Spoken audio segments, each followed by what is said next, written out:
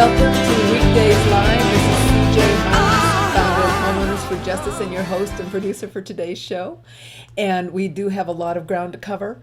It's amazing because this morning I wasn't sure what we'd be talking about, and now I'm just overloaded with information. So that's fabulous. And truly, it's a credit to everyone that is watching the show and taking on this activist position, because I can't do it by myself. You can't either. But together we can really, hopefully, make a difference.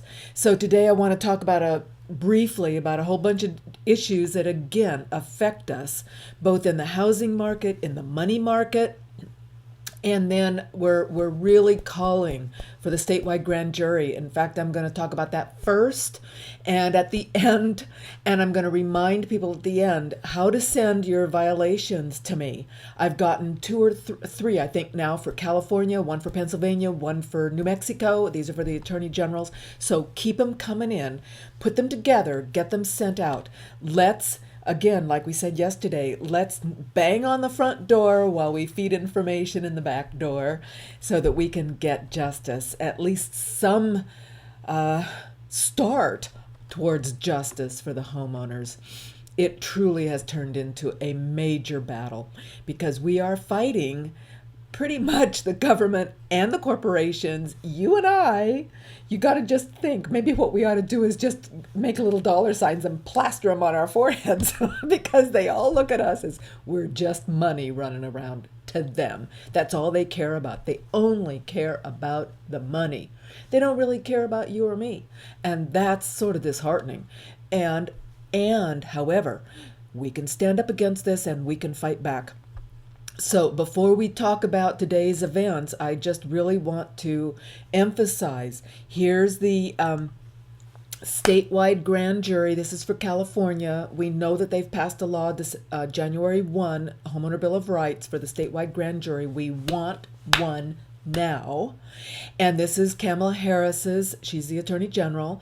These are some phone numbers. If you're just listening and can't see, I'm going to say what they are, but you can always look at this, and I'll try to make sure that this screen is on the video so that just by looking at the video on live stream, you'll see it. This is 916-322-3360. These are Sacramento numbers. Oh, I said 915. I'll fix it. It's 916-327-7870. 800-952-5225. Then there's some other phone numbers that might work. Please feel free to call them all. Here's a couple of email addresses that might work. One is piu@doj.ca.gov. Another is ag1, the number 1, at dojca.gov. Here's an online complaint website. Please submit a complaint. It's I think it's AOG, but I wrote oag.ca.gov. I apologize if that's wrong. Oh dear. If it's, I'll try to fix it in the comment section. I will put these phone numbers and links in the comment section for sure, the correct ones, if these are not correct. And then, of course, there's a Facebook page, events with a big long number. You're welcome to write that down. It will be linked in the comment section. This is the Facebook effort to call Kamala Harris and get a statewide grand jury investigation, and that is specifically on foreclosure fraud. What is so amazing to me is I read an article in the paper this morning which actually used the word fraud, that these foreclosures were based on fraudulent paperwork, and then they called that robo-signing. So it's starting to creep into the reporter's words, which is a good thing. But again, it is so incredibly frustrating to know that all of these foreclosures were based on fraudulent paperwork. All of these banks have cheated, lied, and stolen the houses, and that nothing is yet being done for the homeowners. That is just truly upsetting. And this is why we're outraged and pushing. So thank you, Renee, for pushing that effort. I apologize if some of these numbers are wrong. That's what happens when you're going real fast right at the last minute trying to get this stuff up on the air. So today I would really like to take just a few minutes and talk about things in the news. I want to bring them to your attention. I want to just share with you my brief thoughts about it so that we can keep up to speed with the big changes that are happening almost daily now in the country. This is again the HUD announcement of the note sales. This, I mentioned this last week. HUD is trying to sell off loans that they own. I'm not even going to discuss if they own them legally or not, but they are selling these notes to typically to neighborhood stabilization organizations or nonprofits. And I just have highlighted here that these loans that are being sold, the idea is that these private groups will be able to negotiate with the homeowners better than HUD can. That's probably true considering the way our agencies work these days. But these are going to offer the notes, and there's 15,000 in a national pool, and 5,000 notes through neighborhood stabilization outcome pools. And they're going to be for loans in Southern California, Chicago, Southern Ohio, including Cincinnati, Columbus, and Dayton, and the entire state of North Carolina. Now, what I have never had a chance to do is talk to any of these homeowners whose loans have been sold. So if any of you either had your loans sold to one of these groups, one of these private nonprofit investors or neighborhood stabilization organizations, I'd love to chat with you about how that worked. Were you able to keep the house? What happened? That would be really great. And so if you know of anybody that has had one of their notes sold and would be willing to share their experiences, please get us in that loop. Okay, back to FHFA, the director, Watt, who's been nominated by Obama. I thought this was a very cool little article, and as you know, things are going to keep coming out. They always do. Well, they are, maybe not always, but it seems like they sort of are now in some cases. And so here what I've highlighted. In 2007, Watt continued his habit of encouraging lenders to ignore all reason in lending when he co-sponsored a bill designed to force the now government-owned GSEs, government-sponsored enterprises, which would be Fannie and Freddie, to continue meeting higher quotas for affordable lending, even though their portfolios were already in dire straits. So what you've got, see up here, it talks about Watt played a key role in the formation of, in 2002, Pathways to Home Ownership Initiative, which was a team effort on the parts of Freddie, Fannie, B of A, BB&T, and Ujamaa Inc. I don't even know what that is. Designed to make home loans accessible to welfare recipients. The program hinged on down payment subsidies and on federal housing agencies like the GSEs, Fannie and Freddie, literally eliminating their lending regulations entirely. Interestingly, former CEO of B of A has reportedly enthusiastically welcomed Watt's nomination for FHFA director. So that ought to be a real worry to us. It's like, okay, here's the hidden agenda coming out. When we know the people that are really enthusiastic about nominations, and we don't like what those people have been doing to this country and the homeowners of this country, it makes us real leery.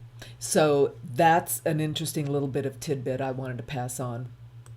And I also wanted to pass on this little information, and it's a little bit off topic. However, like I said, the foreclosure fraud is just a symptom of this entire corrupt cartel trying to take our land. And one of the ways that they're doing that is through the Fed.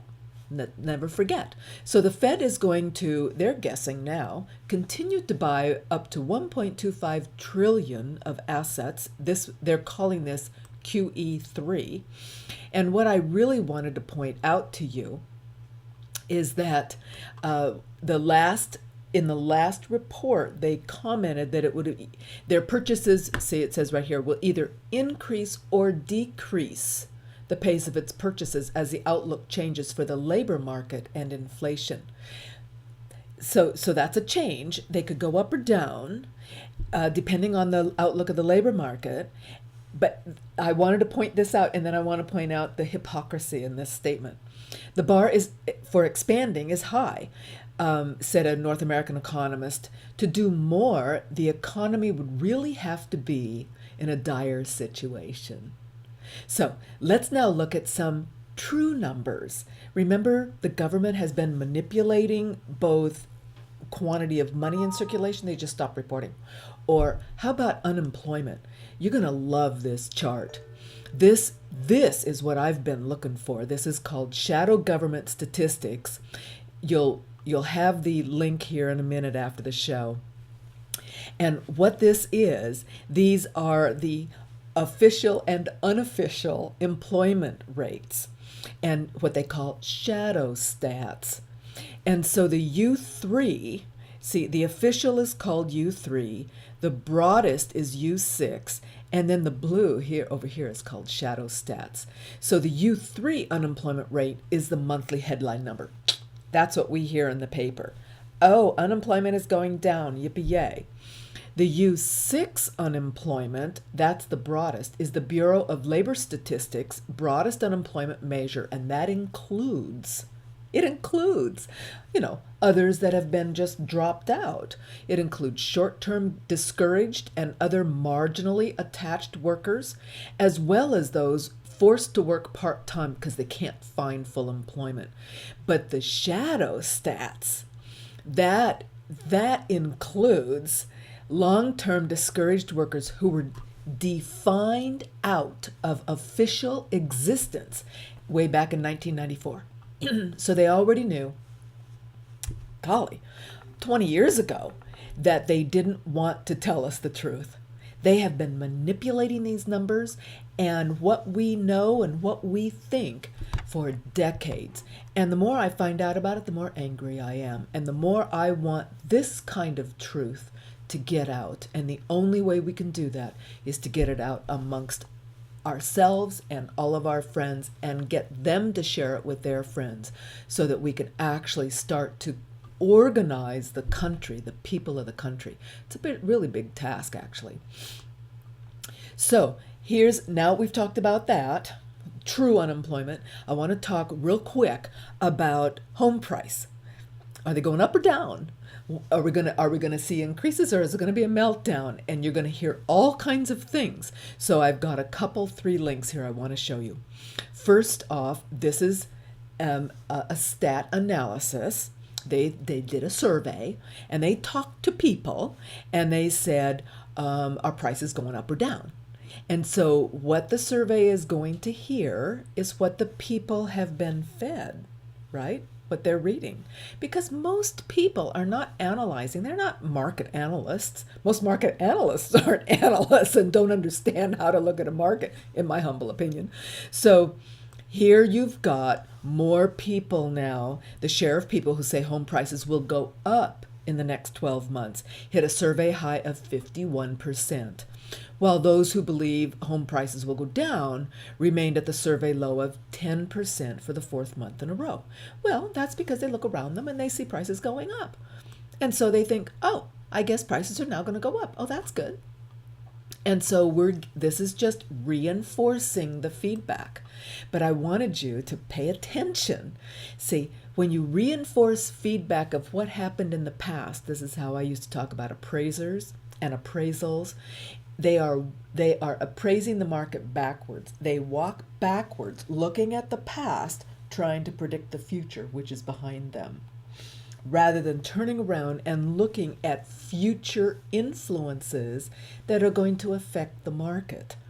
So that's why I say appraisals are a backwards look. They look backwards and they said, oh, that house over there sold for X, and so this house must sell for X.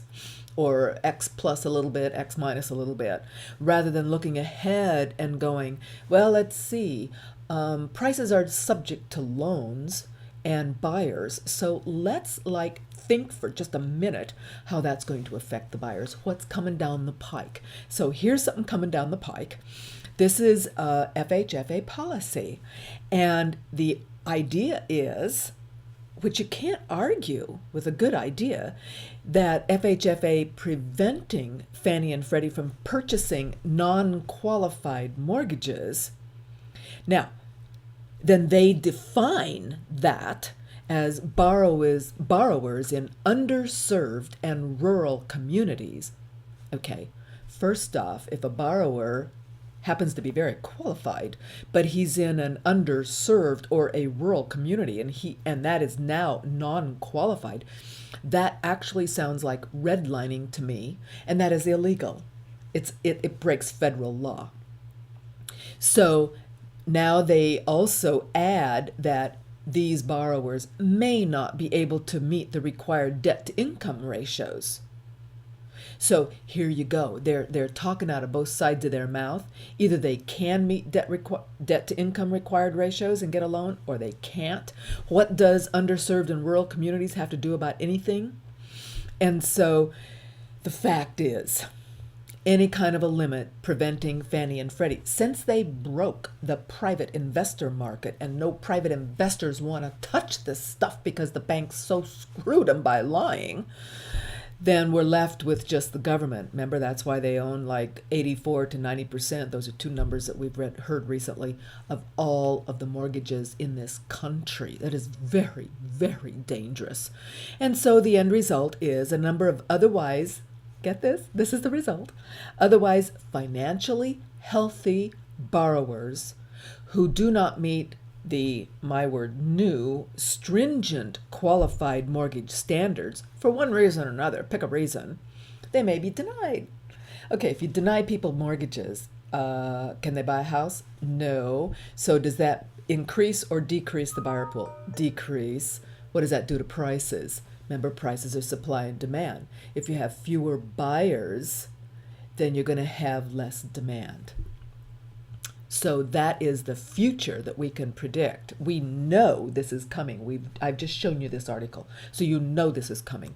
This is one of the issues that we really have to address. And keep in mind, when you read all these other fluffy things about prices are going up, it's so great. And then here's another, I think, basically well-written article, what's really behind the home price gain. And one of the things they bring out, which I haven't really mentioned, it's a really good point, and that is when they talk, like I just did recently, about median. Many people think that's an average. It is not. The median is a midpoint between all those up above, priced above, and priced below. So it doesn't really matter what the range is. Wherever half of them are above and half are below, that's the median. So when the banks have stopped listing lower priced REOs, those are just vacant, sitting there vacant. They don't list them. We've talked about that. So the only ones that are selling are higher priced. Guess what that does to median? It pushes it up. And so just because median goes up doesn't mean you have the same number of buyers. Remember, I pointed that out just last week, I think. We've, this year, so far to date, in the 9 Bay Area counties, well, actually it was about 15 counties, we've had 25% less home sales than last year. Median went up. They don't list the lower priced homes, which pushes median up. But because people can't now qualify, they have good mortgage underwriting rules in place now. So they can't qualify, so prices, they stop buying. If there's nothing available and they can't afford it, they stop buying. So what does it do? It shrinks the game. So you've got buyers that want to buy. There's nothing to buy. And then they talk in some of these articles about sellers and, waiting to sell. The whole point is, you and I know many, many, many millions of homes are underwater. They can't sell except short. We're trying to give them a hope for a loan modification to keep the house, so they don't really want to sell short. And even if they list short, there's no guarantee it'll sell. These banks really make money foreclosing. That's what they want to do. Moving on, real quick. Don't ever, you personally, the people, we don't dare do anything wrong. I mean, it's coming down the pike. I'm going to talk to later today about the fact that even though we do things right, that may not be good enough. But at least don't do things wrong. Like, here's one. A Las Vegas mortgage agent was sentenced late yesterday to serve 15 months in prison for her participation in a mortgage fraud scheme that netted more than 1.2 million. What she did, she and a couple of others, they misrepresented their assets, and they were just going to flip the houses so that they could buy them cheaper and then fix them and resell them for gain. And they enriched themselves by collecting brokerage commissions on the sales, as if that's somehow bad. She submitted multiple loan apps in which she overstated her income, submitted false verification of employment, and misrepresented her intent to reside in one of the properties as her primary residence. So she presented inflated bank account balances supported by forged bank statements to make it appear she had assets she didn't have. And of course, they bought, they sold, they made the money, and now they're conspirators, and now they're facing prison. I'm sorry. They on one count of conspiracy to commit wire and bank fraud. Partner was sentenced to 51 months in prison. They're trumpeting this. They are putting the people in prison. Sure, she shouldn't have done that. And she should get punished for that. But what about the millions of forged and fraudulent documents and wire transfer and bank fraud that these banks committed? How come they're not in prison? She does basically one simple little thing, lies about how much money she's got, and says, I'm going to live in the house, and then I'm not. And of course, let me tell you, Fannie and Freddie made those rules up as they go. They make these rules up. They say, okay, we're not going to give you the house unless you promise to live there. We're going to punish you if you don't. So they're punishing her because she didn't. But it's just so outrageous to me that the people go to prison for this. And I'm not saying it's not, that it was not illegal, but it is just such an unfair reality that they get punished. I mean, serious time. And all of these banks get nothing. And they're still forging the documents. They're still sending them. They're still foreclosing with forged documents. And this is why Renee and others have really put this together. I want to bring this up again. Here's the Facebook page. This is Call, File Online Complaints, Get a Statewide Grand Jury. We, the people, must step up and get justice for the people. Otherwise, it's over. The laws will only be used against you and me. They're not going to be used against the people that are really committing the high crimes and treason against this country, like the banks and the foreclosure mills, where they do millions of forged documents and they're stealing millions of homes, clouding everybody's title. So anyway, unfortunately, this is not the only loss. And I do want to play a little bit of this video. It was just sent to me yesterday. I hadn't seen it. I do believe we need to see it because it's a nice compilation of other freedom losses. They are using our laws against us, and it's not just in mortgage fraud. And if we don't step up and protect ourselves, we will have ourselves to blame. And that is why we must do actions. And I've got a couple of suggestions of things that might work, like this, and a couple of other things after this next video that I think we should really focus on doing. It's hard to figure out how to organize the people, isn't it? It is really a struggle, and I just applaud every one of you that are stepping up and working in your areas, because we have to bloom where we're planted and hopefully get enough growing that we can intertwine and organize the country. That is what we need. Ever reasonable to restrict constitutional freedoms in the name of fighting terrorism? In our opinion, no. And now the plain truth. As you've seen on our show, the government at times tells you lies. The deception is historic and continuous. The government needs to be exposed because it cannot be trusted to expose itself. We live in exciting and fearful times. Most of you today are not afraid of big crime or big business or big labor. Rather, most of us are most afraid of big government.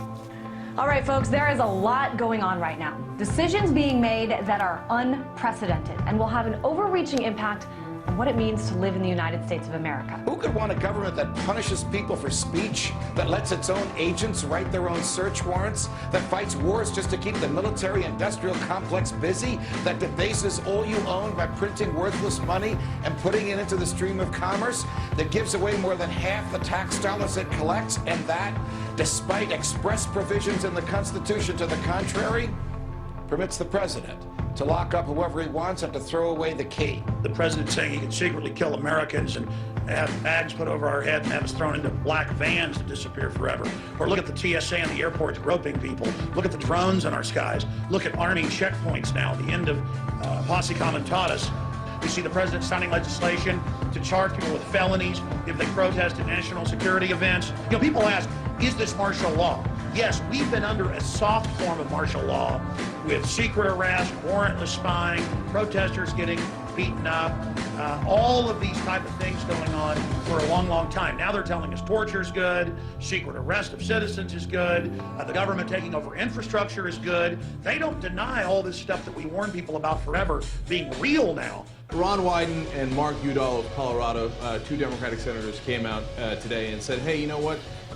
We know things you don't because we're on an intelligence committee, and Americans would be, quote, stunned to find out how the American government is applying the Patriot Act. Documents just released indicate police departments across the country do track cell phones without bothering to get any permission from a court. After reviewing 5,500 pages of records, the ACLU says police agencies, large and small, often obtain cell phone data without court permission. If the government wants it, it needs a search warrant. If it gets it without a search warrant, it has committed a crime. A crime. Obtaining a warrant can slow down that process. Oh, and it's going to slow the process down if we have to ask for have to ask a judge, can we search authorized cell phone records to find a missing person? Call me. A cell phone warrant, it usually took me about 15 minutes. Once you've written one, you've written all of them. You know, warrants are in our Constitution. You need to get a warrant before you search or seize anything. But apparently the Constitution no longer applies. The ACLU saying in the report this has become big business for service providers. The practice is so common that cell phone companies have manuals for police. If my cell phone company is going to give up my information, I think they need to send me a note in the mail, say, we gave your information to a third party, because they always tell you, we're not going to give your information to a third party. But they also found training manuals, like one from the Iowa City Police Department that says, in quotes, do not mention to the public or the media the use of cell phone technology or equipment used to locate the target subject. The manual also advises not to put this stuff into the police reports. So, doesn't that make you feel safe? Law enforcement is doing something that they know would probably cause public outrage and which they know raises legal questions. So their solution is not to stop doing it. No, of course not. Their solution is just to hide it from you. Unless they suspect me of a crime, the police do not need to follow me. That's why they need probable cause. And people say, what do you have to hide? I don't have anything to hide, but the police don't need to follow me if they have no reason to think that I'm in Al-Qaeda. And by the way, I'm not in Al-Qaeda. You know, it's just another sign of our ever-expanding surveillance state. One that's being sold to the people as a buffer against terrorism. But the truth is, it's being used by law enforcement all the time to track people that have nothing to do with a terrorism-related investigation. It started with the FBI, and the government said, oh, we have to let the FBI do it because they're tracking terrorists. Now, it's no longer terrorists, it's every case, any conceivable case, and it's no longer terrorists, and it's no longer just the FBI, it's all the local police as well. So, there you have it. That's how we destroy our Constitution right in front of our eyes. The ACLU's most recent info sheet says that 1.7 billion, with a B, emails, phone calls, and text messages are being intercepted and stored by the U.S. government. Now, the CIA, or the Central Intelligence Agency, prides itself on being the best spying machine in the world. But how much are new technologies that, we're all growing to love, growing to depend on, making the job easier for them? Be it social networking, a variety of gadgets that we all use that are now connected to the internet, like your PlayStation, your smartphone, your GPS. Soon enough, even more devices inside your home. And then they had the Secretary of Defense, they had the CIA director in there, Petraeus, saying, oh, we're working with industry to have bugs and tracker systems built into all appliances. Your dishwasher is going to be listening to you. Watch what you say. We don't need warrants anymore. It's a really scary world of scary possibilities out there, and Congress is ready to counter it, with over 50 cybersecurity bills introduced just in this congressional session. But is this threat being overblown? Are we conflating different threats onto one gigantic apocalyptic scenario just to line the pockets of defense contractors and create a massive cybersecurity complex? So far, nobody in Congress has actually provided evidence that cybersecurity legislation of this nature really is needed. There are a lot of folks who stand to benefit from comprehensive cybersecurity legislation, especially if that legislation comes attached with big spending. Well, if you thought that SOPA and PIPA were bad, just wait until you hear about cybersecurity legislation working its way through Congress. It's called CISPA, or the Cyber Intelligence Sharing and Protect Act, also known as HR 3523. Here, Microsoft, Facebook, Tech America, they're on board. How come? Well, it tells the internet companies, look, our bad. We didn't mean to go after you guys, okay? You're giant corporations as well. We're totally happy with you guys. What we want to do is go after anyone that dares to cross the government, and we know you guys would never make that mistake. Now you might think, come on, are they really going to do that? Hell yes, they're going to do that. Let me give you a perfect example, WikiLeaks. If they have a law like this, they can just simply come in and tell the ISP provider, look at this law that we have, it's over, shut down WikiLeaks. But also, did you notice they snuck in private entity? So if you're a threat to a private entity, they might also shut you down.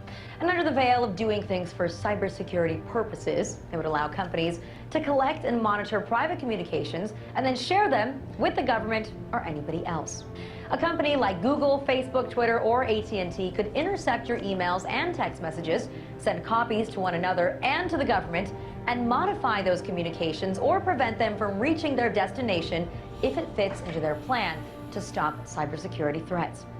So what it does is it essentially carves out a cybersecurity exception to all of our privacy laws.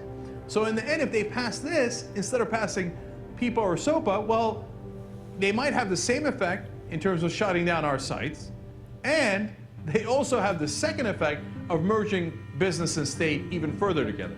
I'm afraid that I'm a little pessimistic on this one. I said that we could win on SOPA. I accurately called that one. Why? Because we had huge corporations on our side. Facebook, Google, etc. Now we're on our own.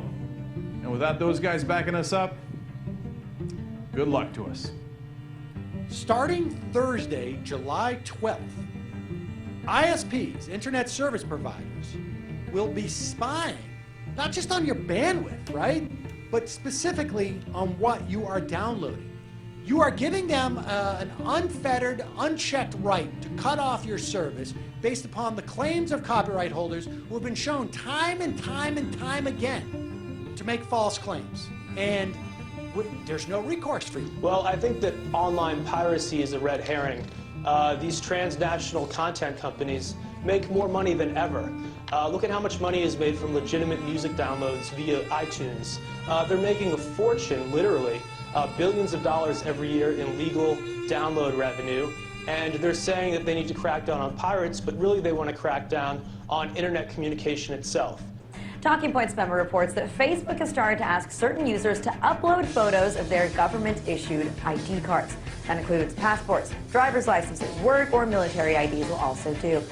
And these documents indicate that the Department of Homeland Security has been spying on us on Facebook, and they're looking for specific words. And some of the words that they're looking for in our profiles includes marijuana, right? So I'll give you an example of some of the, words that set the alarms for the Department of Homeland Security. Drill, all right, drill, exercise, airport. Exercise, okay. Well, why don't you just go ahead and waste all of our time and our money going after that? Airport, drug, narcotics, cocaine, and marijuana. But once you create these things, they grow out of control. And Big Brother just keeps on rolling on. I mean, we live in a police state at this point, with the police enforcement spying on innocent people without absolutely no probable cause. This is just another example of that. Not only is your every move on Facebook now being posted for your friends to see, but Facebook might still be watching even after you log out. Sure. So over the last few decades, we've increasingly come to entrust third parties with our private data. All of these companies have been trusted by us, and they're collecting data about us in many cases and storing it, in the cloud or in some data center. And once the data leaves our possession, it's really up for grabs for the government. A new AP investigation has revealed that the NYPD was spying on activists as far away as New Orleans. Now, if the NYPD is traveling down into Orleans to monitor a protest and tracking Muslims all over the Northeast, then one can only imagine how they're reacting to the Occupy movement.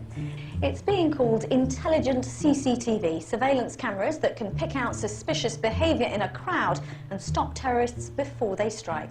Researchers in Reading are leading the world in developing the new technology. Researchers at Reading University think they've got the technology to spot the terrorists before they strike. First, there were eyes on the street, and now there are eyes in the skies. The Director of National Intelligence has given the go-ahead for the nation's spy satellites to be used regularly by U.S. civilian agencies and law enforcement. Now the Department of Homeland Security wants to monitor anybody who's leaving the United Kingdom, not just Americans. Now, those who are traveling to Mexico are also going to be sharing personal details, especially if they're flying to Mexico City or to Cancun. And if any travelers are pondering a vacation in Cuba or the Caribbean, be prepared to give over your info too. This is an excuse to collect everybody's information about the TSA. Turns out they're not just doing these things in airports anymore. They're now doing them at ferries. They're doing them at bus stations, on subways. So are you ready to just start having TSA everywhere that you go? Yeah. Oh, the part I found most interesting is that they've been working with ICE. So, you're going to get your papers inspected while you're being fondled. We have a $2 billion data center being built out in the Utah desert to spy on American citizens. It's NSA's newest and biggest surveillance program. It's called Total Information Awareness. The program targets all kinds of electronic information from around the world. So this includes emails, tweets, texts, phone conversations, you name it, from U.S. citizens. It's being called the biggest spy machine ever. It's just going to get bigger. They're just going to use these resources in new ways. To be specific, they show that the FBI taught its agents that they could sometimes, quote, bend or suspend the law in their hunts for terrorists and criminals. It outlaws certain forms of peaceful protest. If you happen to be within close proximity to high-ranking elected officials who are receiving Secret Service protection, that can be considered a felony. So if you can't protest in your own nation's capital, what kind of constitutional republic have we become? The UK is going to start testing these lasers that temporarily blind individuals, especially if they're participating in protests or riots.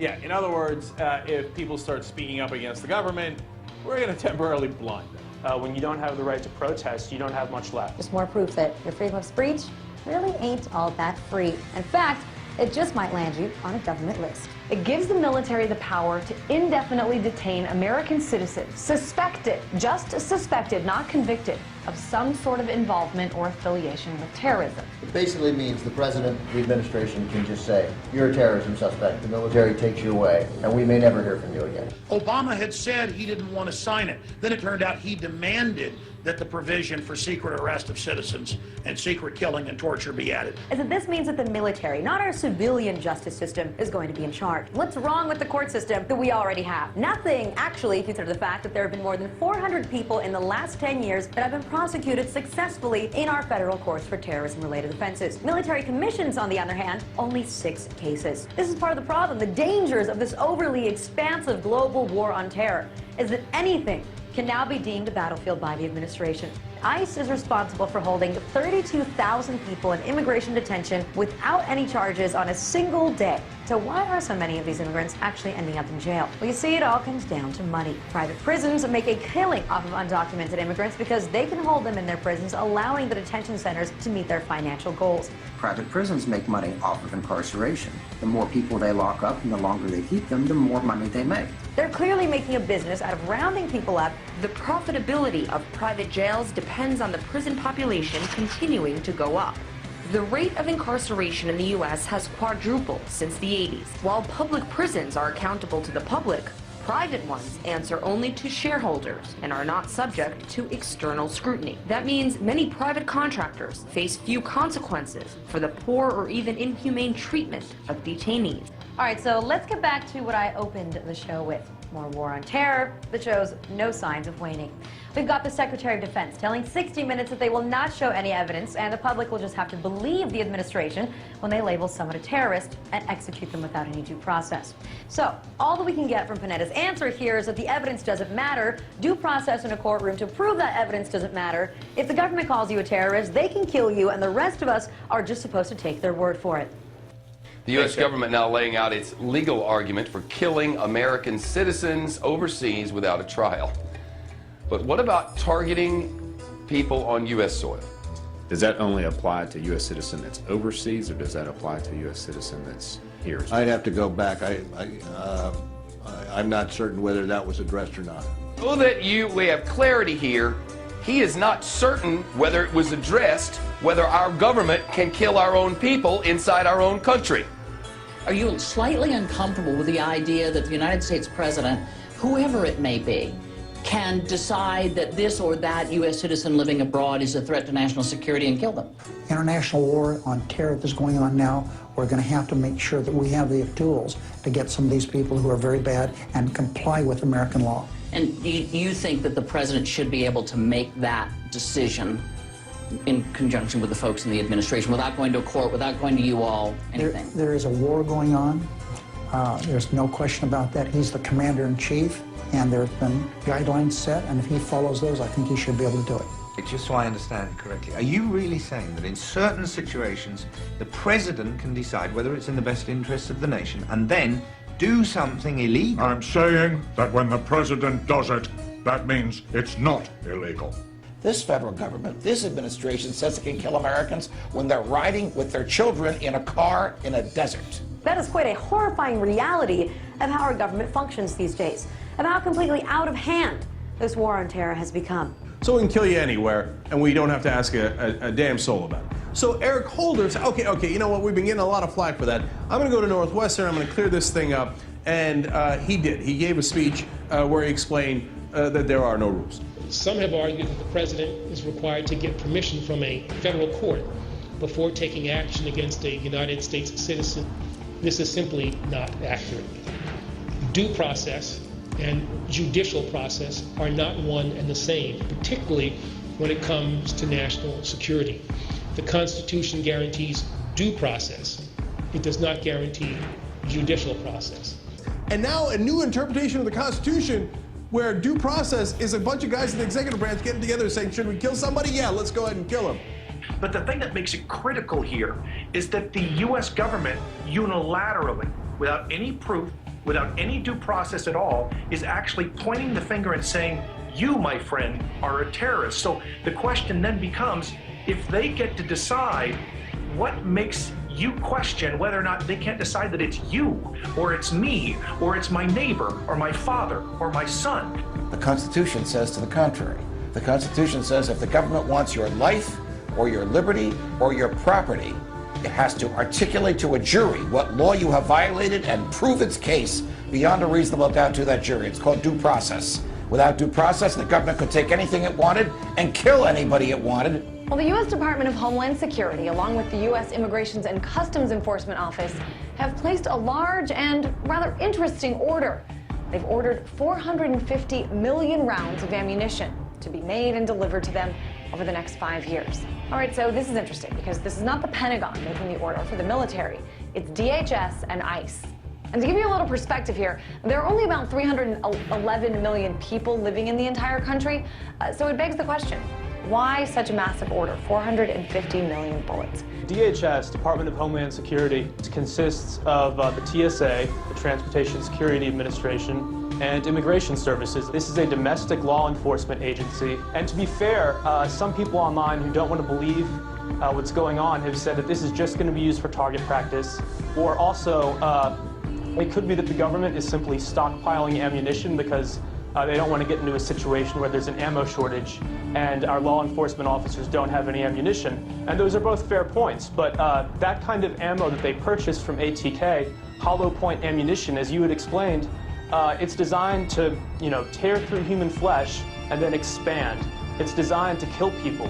This is not the optimal kind of ammo you would buy for target practice. It's more expensive and it's more precise. But even if they're burning through 20 million rounds a month to train their agents, this is still overkill. This is still too much. So best case scenario, this is sort of a waste of taxpayers' money. And worst case scenario is, as you said, they're planning for economic unrest or violent protests or something that requires hollow point ammunition on a wide scale. And they have an open bid right now, DHS, for even more ammunition for 175 million rounds of .223 caliber rifle ammo. We're rapidly militarizing our domestic law enforcement officers, and I think a lot of people are scared. TSA is scary enough. Wait until they all have guns. Well, I mean, you can't speak back when they're groping you at the airport. Since 2001, the federal government has spent $34 billion on militarizing our local police enforcement.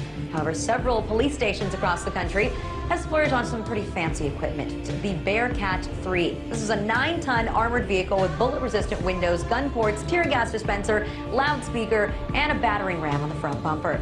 Several departments, including the NYPD, are also using mobile watchtowers, giving cops an eye in the sky. Well, they took it one step further and used a DHS grant to get their own weaponized drone. That's right, this $300,000 Shadowhawk drone made by Vanguard Defense Industries weighs 50 pounds and can be equipped with a beanbag launcher and a taser, giving officers the ability to stop a target from the sky. Does the name Shadowhawk sound familiar? That's because they're the same brand that's used by the military in Afghanistan for counterterrorism operations. So why do cops need a tank or a drone? Well, they don't. But if they can get one, then they figure why not. Call me crazy, but these devices need to be left to the military for war situations, not to use against Americans for domestic purposes. And of course, if you throw the words national security or terrorism in there, everyone acts like it's no big deal. Even though these police departments don't need this equipment, they will still use it, and they'll use it for stupid things. Like, for instance, they'll go to they'll raid a party, for instance, right? Or a tank. No, but this is happening throughout the country, right? And this is a police state. Our police enforcement is militarized, so they'll overreact to stupid situations. And to give all of these agents so much firepower, it really does make you wonder if they know something that the American people do not know about. They're talking about inserting the Army into domestic law enforcement. Senator Lindsey Graham, who supports this bill, says, quote, "The homeland is part of the battlefield, and people can be held without trial, whether an American citizen or not." The government may be preparing for some sort of martial law. We shine the spotlight on an executive order that the White House was hoping that you would never learn about. Now, the president signed the National Defense Resources Preparedness Executive Order. It gives the president the power to control U.S. resources in times of war and peace. Now, this includes, but is not limited to, food and livestock, water, plants, energy, health resources, transportation, and construction materials, and gives the government the ability to, quote, control the general distribution of any material, including applicable services, in the civilian market. This would give the President of the United States the authority to declare, basically, martial law during times of peace. So it's starting to sound more and more like we're getting closer to martial law by the day. Now, while you say that most Americans say that they don't care, they have nothing to hide, I think those Americans would care, might feel differently if it turns out that what the police were doing is illegal. They're law enforcement, and yet many departments aren't even bothering to get warrants because they can get the technology on their own. And going through the court system, getting a warrant, all that stuff is just so tedious. If you're not breaking the law, if you're not doing anything wrong, then you shouldn't worry what the government is doing. Well, I think the average person out there thinks that this is only being used to pursue radical Islam and these terrorist groups, but they don't need a law like this to go after 150 or 200 people. This is being used on tens of thousands, maybe even hundreds of thousands of Americans, where they just go on these fishing expeditions looking for stuff. And, your viewers out there can say, if I'm not doing anything wrong, I don't have anything to worry about. But we've always been told from a young age in school onward that if you're not doing anything wrong, the government in America does not look through your emails. The government does not look through what you're doing. If it's the bad guys, it's those foreign terrorists, then it's okay. It's not like my government would ever do it to me. But guess what? You're wrong, because your government would totally do that to you, and now they'll be able to by law. Some of the things that make you suspicious of terrorism are having food, having more than 7 days of food, missing fingers on your hand, having ammunition, having weatherproofed ammunition, having several guns at your house. That's right. People who pay for small purchases in cash, like coffee or gum, apparently that's a big red flag. Big time.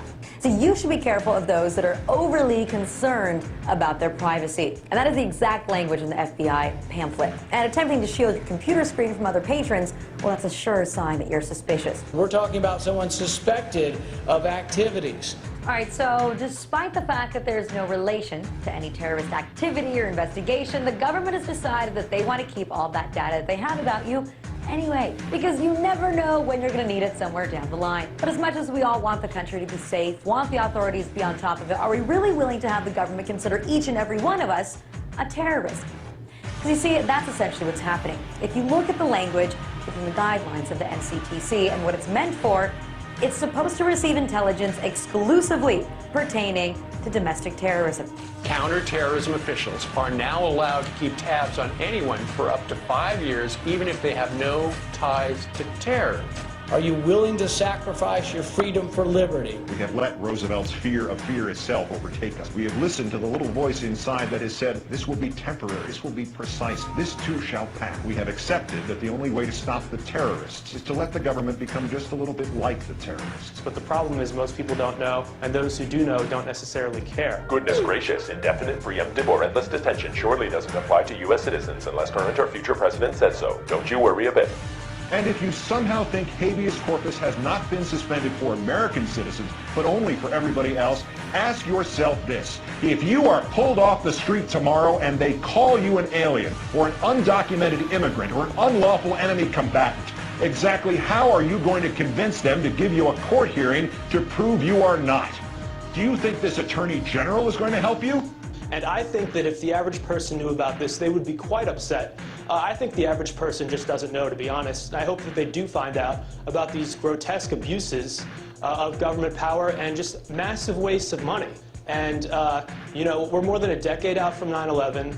We've killed Osama bin Laden. We have killed or detained most of his deputies. So the real question becomes, who are we fighting against? This should be a dinner table conversation.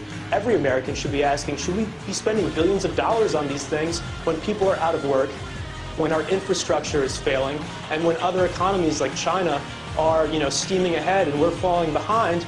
Is this really what we should be spending our money on, spying on our own people and buying ammunition to protect government against our own people? It doesn't make sense. I think the Patriot Act should have been allowed to expire, and it's a huge mistake that Obama renewed it. So the fact that they spent hundreds of millions of dollars just to go after 7 people that are in charge of a foreign website. As you said, this has been a very partisan Congress. They can't agree to do anything. And yet, it seems like over the past few months, they've really been hell-bent on taking away Americans' rights. And I don't know why that is. The thing is, you also have to realize that it's all part of the bigger picture. It's all connected. The world around us has been manipulated, coerced in a direction where human life is outweighed by profit. Corporations and bankers now influence the policies, regulations, and even the decisions made by our own governments who have sold us down the river. They took our dreams, our futures. They took them from you, from all of us. And in their own arrogant, condescending fashion, they expect you to roll over and accept it. They pass into law further restrictions on your personal rights and freedoms. They want you to shut up, to keep quiet, keep you alone and all of us divided. Marketing has you chasing an image, telling you what you need to do, what to think and say, how to feel, how to dress, how to be you.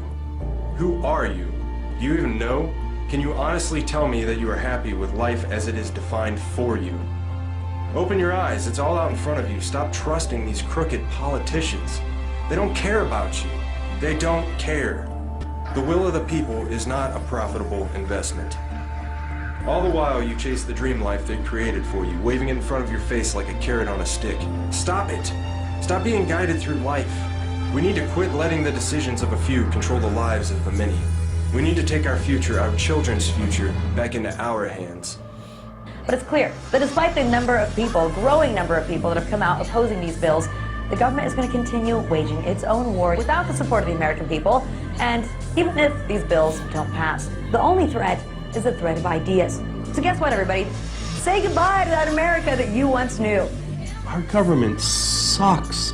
So we need to wake up and speak out about these practices before every shred of our privacy is gone.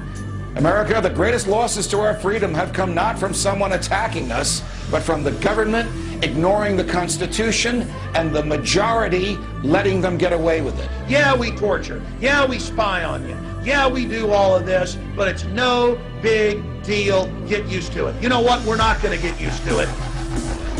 One day, somebody's going to have to make a stand. One day, somebody's going to have to say enough. People should not be afraid of their governments. Governments should be afraid of their people. When the people fear the government, there is tyranny. But when the government fears the people, there is liberty. So what do you say? Maybe we should all just stop paying our taxes and revolt. Because this is bull.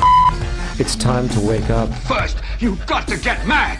You've got to say, I'm a human being. God damn it. My life has value. The gift of freedom is yours by right. We must never let them take it from us. I'm as mad as hell, and I'm not going to take this anymore. This battle is just getting started.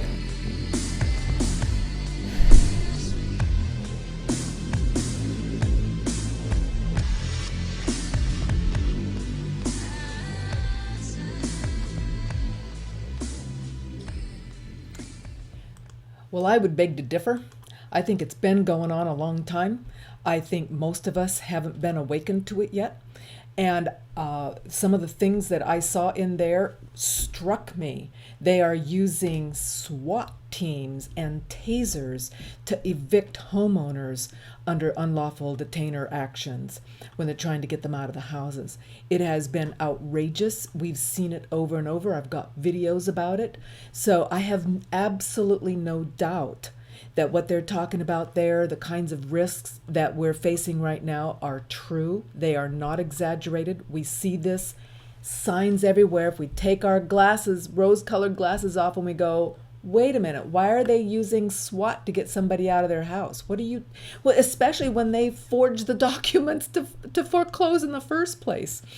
I have a couple of things that I want to talk about real quick, little more links that you need to see that justify and explain. We can read these laws ourselves.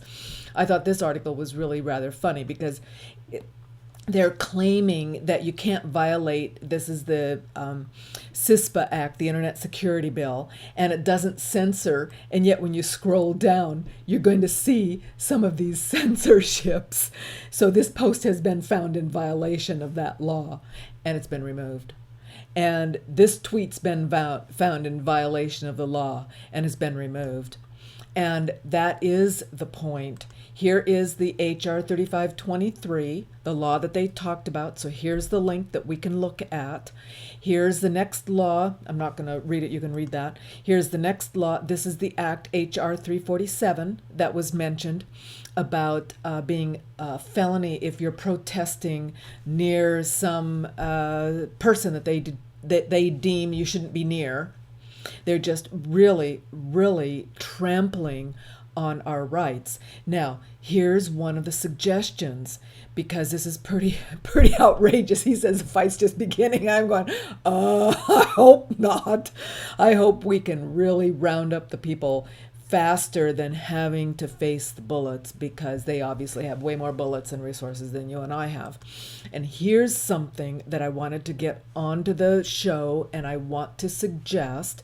I really will. After the show today, I will set up a petition page, and I will have these petition links on that page so everybody can just go to that page and sign these petitions. We need to somehow get the ease of organization facilitated.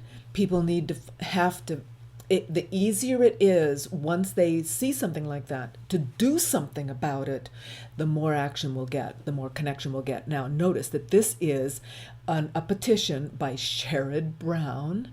He's a senator. He's trying to pass too big to fail. He's trying to force larger capital requirements for the banks so that either they will be able to withstand problems or they will break themselves up so that they don't have to have such huge capital requirements. And what he's done is send out this petition. And of course, he's saying the Wall Street mega banks are still putting America's taxpayers at risk. And it's too big, too risky for the American economy, too reckless to continue. He's asking us to sign it. And notice down here, he's got 58,400 signatures, and they're looking for 75,000 signatures. I'm thinking this gave me an idea. What if on all of those other internet bills, the things that we just saw in the little video, the Patriot Act, what if we had a petition? What would happen if we had 12 million signatures on forcing the Patriot Act to expire? Would that help? I don't think it would hurt. And if it didn't help, I think it would be major news. We already know that 90% of the taxpayers didn't want the banks to get bailed out, but they got bailed out anyway.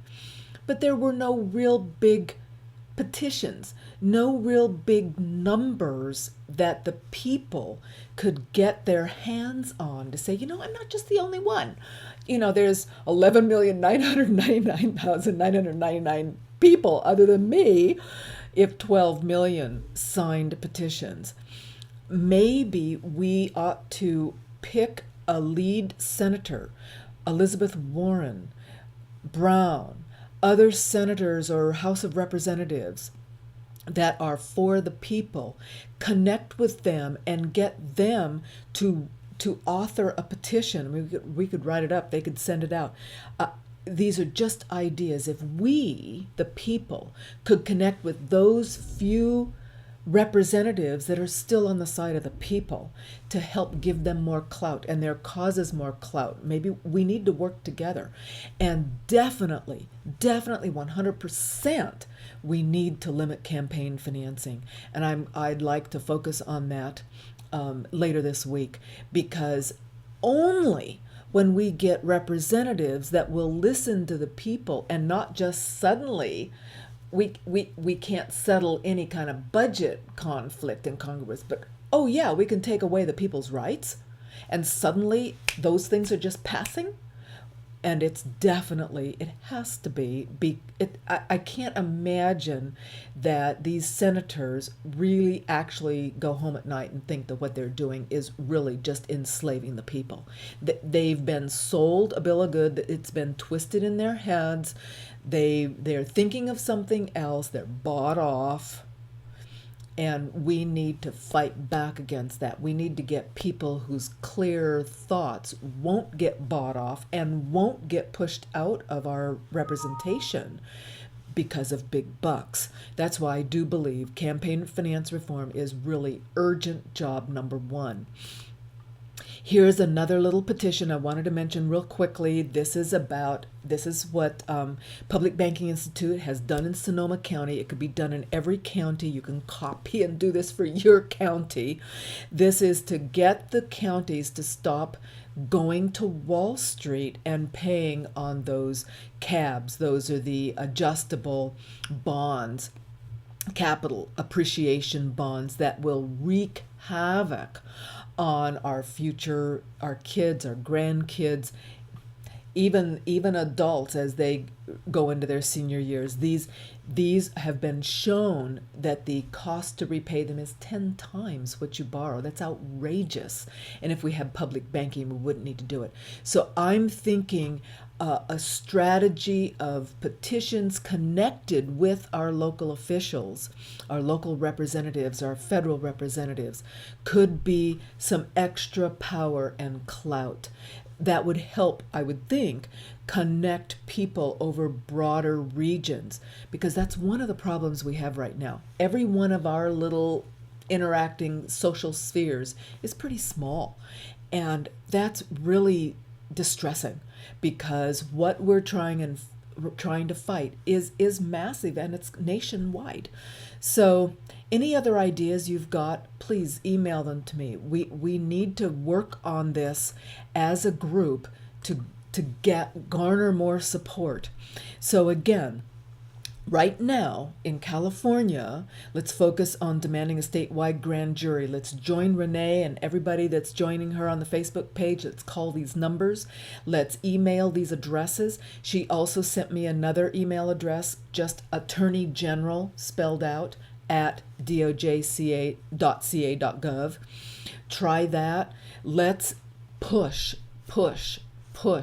trying to get a statewide grand jury, something to sort of send some shivers back in the industry, if you will, that maybe they're not going to get away with all this fraud. We need to push back, and this is a pushback. This would be a really solid pushback. And for everyone that hasn't yet sent me your violations, your forgery, your foreclosure documents, please email it to the correct AG. So if it's California, CA, use the two state initial, if you will, with the AG in the subject line, so that I can easily, I will pick it up real easily. My filters will put them in the right folders, and then we can forward them to the correct attorney generals. We'd really like to get grand juries started in every state about the fraud and forgery.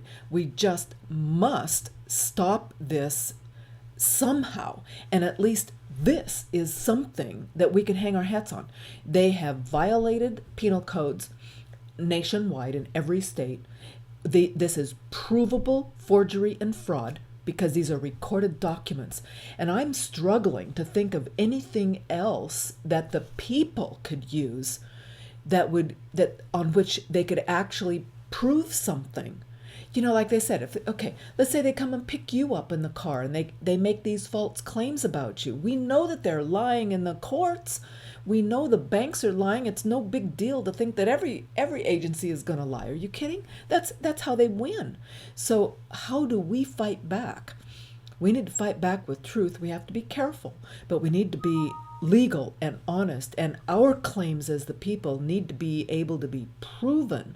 And this is the one thing I can think of that would work. So if you have extra time and are capable and willing to go into a recorder's office in your county, and you can pull up, like with their sort machine, and pull up assignments, because most of the assignments and all of these documents and foreclosures, or even just assignments prior to foreclosure, we know they're forged and fraudulent.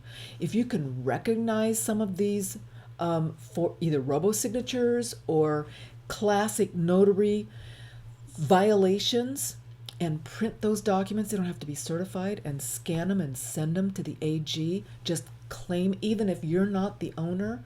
I think that if us, the people that know about this, could actually get more and more information into the AG hands and say, look, this is a forged signature. Look, these are false notarizations. Look, we demand criminal prosecutions.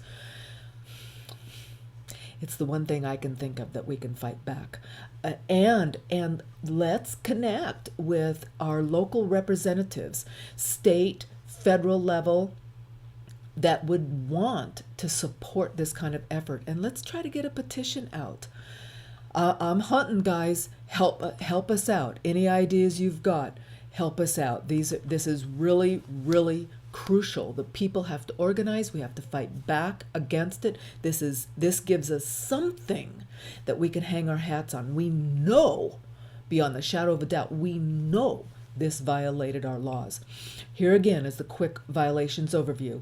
The false notarizations, the forged signatures, any assignment recorded after the notice of default, if the servicer is named as an assignee or a beneficiary that violates federal law, if it's an impossible beneficiary, any beneficiary that's a trustee of a mortgage-backed security is impossible.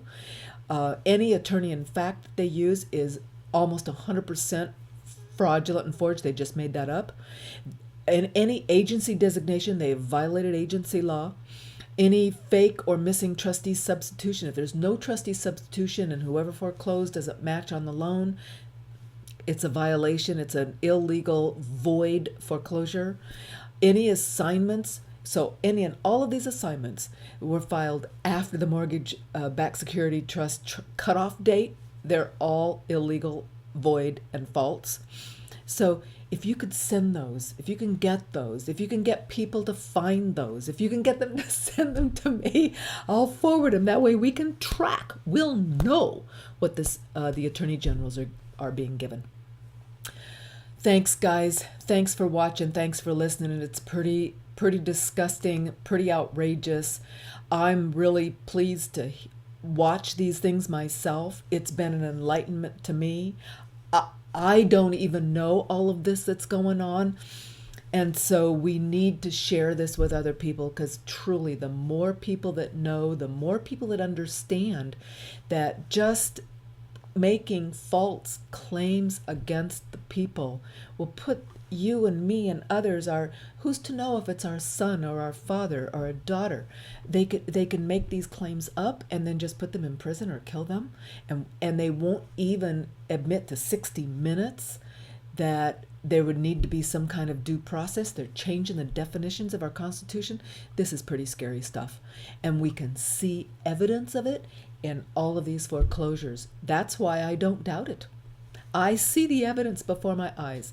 And so I call on you and every one of us to continue to fight, to continue to bugger the bankers, to continue to bugger the politicians, and everyone, the bureaucrats. The people have to organize and to fight back. Thank you so much for watching, and we'll be talking to you tomorrow. And Renee, we want to find out about this campaign, so let us know. Can we get a statewide grand jury? And let's hound them until we do. See you tomorrow.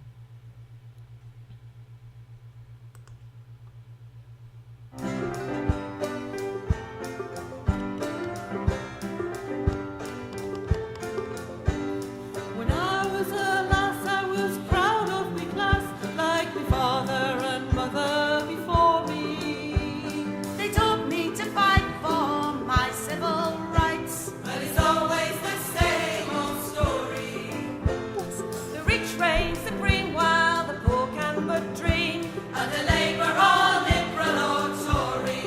And I say, bugger the bankers and politicians, bugger the bureaucrats too, bugger the buggers who make up the rules, and if you're one of them, bugger you, and if you're one of them, bugger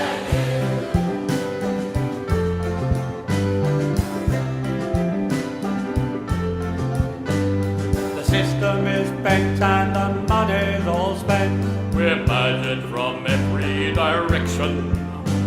The workers get taxed while the wealthy relax. with nary a moment's reflection. Where there's brass, there's muck, and they don't give an arse, 'cause they're programmed against insurrection. And I say, bugger the bankers and politicians, bugger the bureaucrats too, bugger the buggers who make up the rules, and if you're one of them, bugger you, and if you're one of them, bugger you.